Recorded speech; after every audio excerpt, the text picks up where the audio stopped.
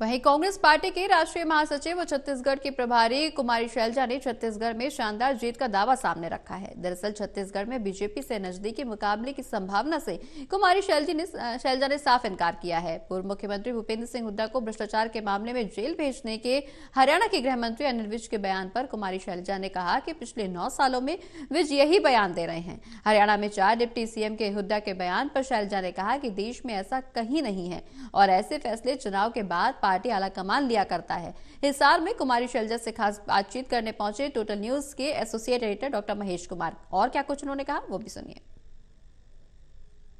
Party के राष्ट्रीय महासचिव और छत्तीसगढ़ की प्रभारी कुमारी शैलजा इस वक्त हमारे साथ बनी हुई है। मैडम, छत्तीसगढ़ का चुनाव परिणाम लोगों के लिए बेहद दिलचस्पी का विषय बना हुआ है। कह सकते हैं कि लोगों के दिलों की धड़कनें तेज हैं। ये जो चुनाव परिणाम 5 राज्यों के सामने आएंगे सीधे असर डालेंगे लोकसभा चुनाव परिणाम पर। छत्तीसगढ़ की मैं बात करूं, वैसे तो पूरे देश में माहौल बहुत तेज़ी से बदल रहा है, बदल चुका है।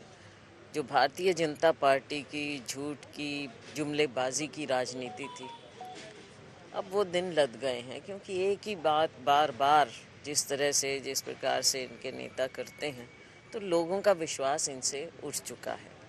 छत्तीसगढ़ की अगर मैं बात करूं तो वहाँ पर हमारी सरकार ने जो काम किए हैं और हमारे ऊपर वहाँ की जनता भरोसा कर रही है, और हमारा वहाँ पर नारा भी यही है, भरोसे की सरकार है हमारी, भरोसा बरकरार, फिर से कांग्रेस सरकार। लेकिन जो ट्रेंड सामने आ रहा है उसमें एक आ रहा है कि मार्जिनल जो अंतर है वो इस वक्त देखने को मिल रहा है। तो कह सकते हैं कि कांटे की टक्कर बनी हुई है।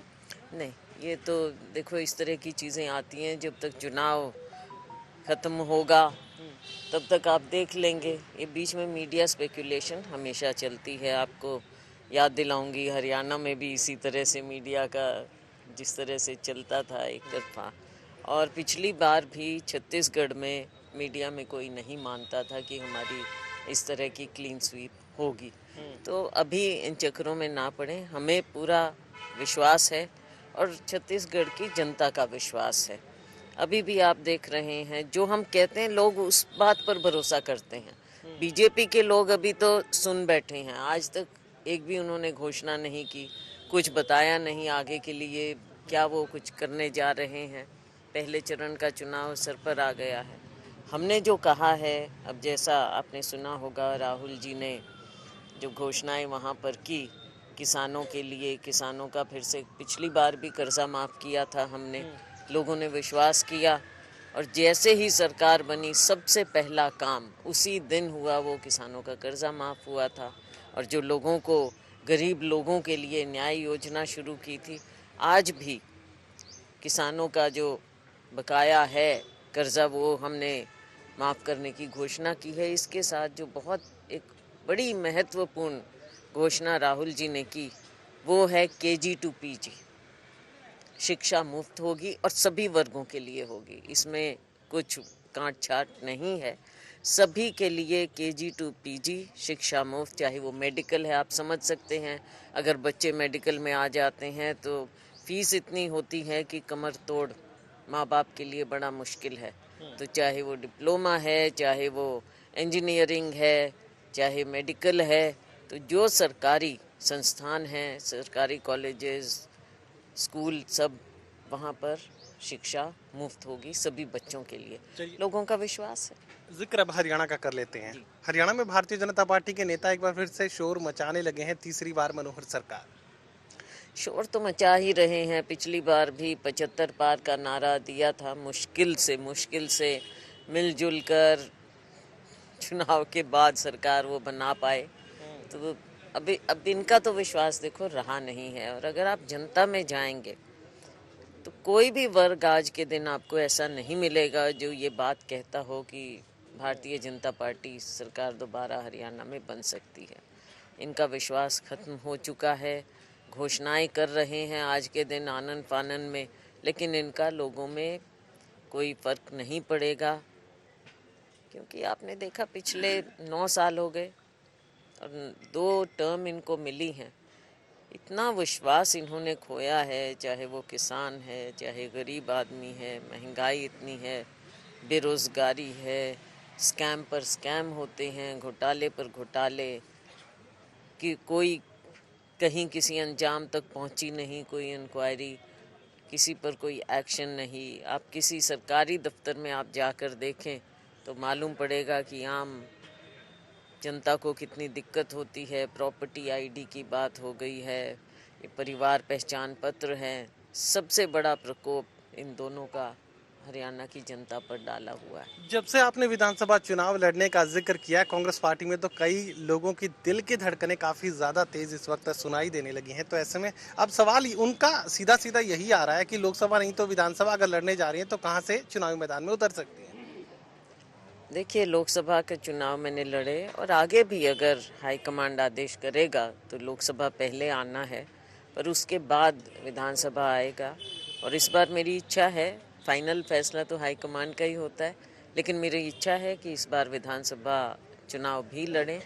और समय बताएगा कि कहाँ से लड़ेंगे और कहाँ पर लोग कहेंगे चुनाव लड़ने का। अपना इलाका इंतजार कर रहा है? बिल्कुल, सारा इलाका अपना है। एक और नया बयान सामने आया है अनिल विज का। अनिल विज कह रहे हैं कि कांग्रेस के राज में जो भ्रष्टाचार हुआ, उसी भ्रष्टाचार की सजा के तौर पर भूपेंद्र सिंह हुड्डा को जेल जाना होगा। हाँ, उन्होंने कई बार ये बात कही है। 9 साल बीत गए हैं तो ये इस तरह के बयान बार बार आते हैं। देखो, कानून अपनी जगह होता है और कानून का कि हमको सबको इज्जत करनी चाहिए। ये 4 डेप्यूटी सीएम की बात जब से सामने आई है, तब से भूपेंद्र सिंह हुड्डा कह रहे हैं कि ऐसी चीजें मैनिफेस्टो में नहीं हुआ करती हैं। ना मैनिफेस्टो में होती हैं, मैनिफेस्टो का अभी जिक्र भी नहीं है, ना मैनिफेस्टो कमेटी बनी है। तो वो कोई ये मैनिफेस्टो का वो नहीं है, ये पॉलिटिकल बात है।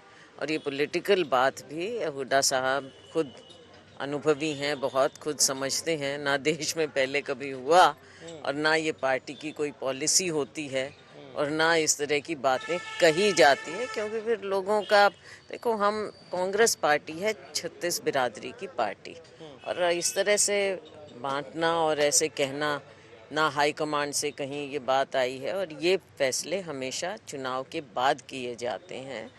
पहले इस तरह की बात करना मैं नहीं समझती कि 36 बिरादरी के साथ इंसाफ है। ओपी धनखड़ को हटाकर नायब सिंह सैनी को भारतीय जनता पार्टी की कमान, लगता है कि इस फैसले से कुछ बदल पाएगा? कुछ नहीं बदल पाएगा। पार्टी का अंदरूनी फैसला होता है कि कब किसको क्या बनाए, उसका बीजेपी का फैसला है। इस ओबीसी वोट बैंक पर नजर होगी, लेकिन अगर देखो, मेन मुद्दा क्या है, केवल किसी को बनाने से वो नहीं होगा। मेन मुद्दा आज के दिन देश में जो है, और कांग्रेस पार्टी ने जिसको उठाया है, हमने प्रस्ताव भी पारित किया है कि देश में जातीय जनगणना होनी चाहिए। तो इसमें चाहे एससी हैं, ओबीसी हैं, एसटी है, ट्राइबल हमारे हैं, तो ये सब, और चाहे कोई भी कास्ट है, सबकी जनगणना होनी चाहिए। मुख्यमंत्री मनोहर लाल यही कह रहे हैं कि परिवार पहचान पत्र में सबकी गणना, सबकी जातियां आ चुकी हैं, हमारे पास तो पूरा रिकॉर्ड है। कहाँ से रिकॉर्ड है? तो छाप में हम ये कहते हैं कि पिछली बार जब जनगणना हुई 2011 में यूपीए के समय में, उसको 2-3 साल, ये हमेशा की प्रक्रिया होती है, समय लगता है और फिर उसको छापना पड़ता है। 2014 में जब इनकी एनडीए सरकार आई, इन्होंने 2011 का सेंसस क्यों नहीं छापा जब कास्ट सेंसस हुआ था? आप डिमांड करेंगे परिवार पहचान पत्र का डाटा सार्वजनिक करे सरकार? वो डेटा किस प्रकार से बनाया है, क्योंकि आप देखते हैं कि दर दर लोग भटक रहे हैं, फॉल्टी है, अभी उसका कुछ मालूम नहीं है। लोगों को आपने एक ऐसे चक्रव्यूह में फंसा दिया है, गरीब आदमी के लिए मुश्किल, सबके लिए मुश्किल, कि डेटा एंट्री जो हुई है उनको ठीक कैसे किया जाए।